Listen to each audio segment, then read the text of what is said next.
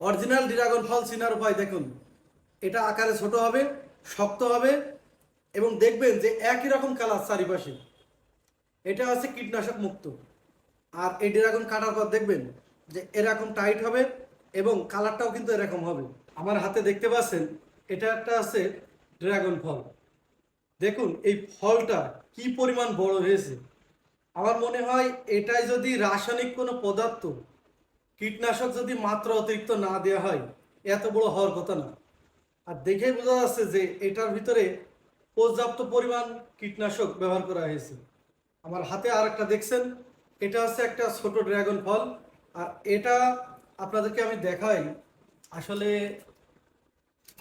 মানুষ এখন ড্রাগন ফল না খাওয়ার পক্ষে কেন, দেখুন আমি আপনাদেরকে দেখাই।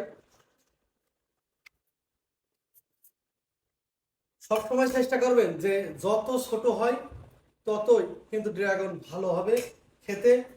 আসলে আমাদের যারা ড্রাগন চাষিরা আছে ইনারা অধিক লাভের আশায় এই ড্রাগনে এত পরিমাণ কীটনাশক ব্যবহার করছেন যেটা মাত্রা অতিরিক্তই সেগুলো বড় হয়ে যাচ্ছে।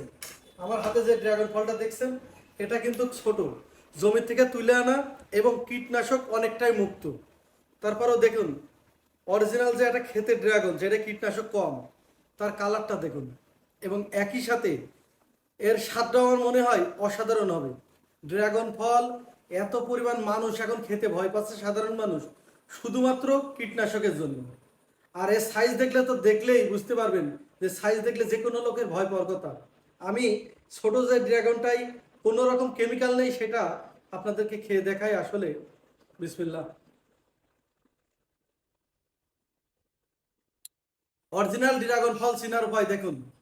এটা আকারে ছোট হবে এবং শক্ত হবে এবং দেখবেন যে একই রকম কালার চারিপাশে। এটা আছে কীটনাশক মুক্ত।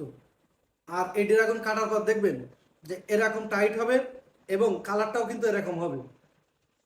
অরিজিনাল ড্রাগন আর একটা উপায় আছে, সেটা হচ্ছে যে এর সাইজটা কিন্তু এর থেকে বড় হবে না।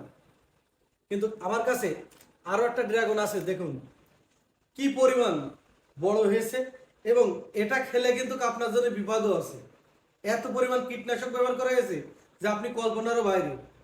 ড্রাগন সাধারণ মানুষ কিন্তু এই জন্য খেতে ভয় পাচ্ছে।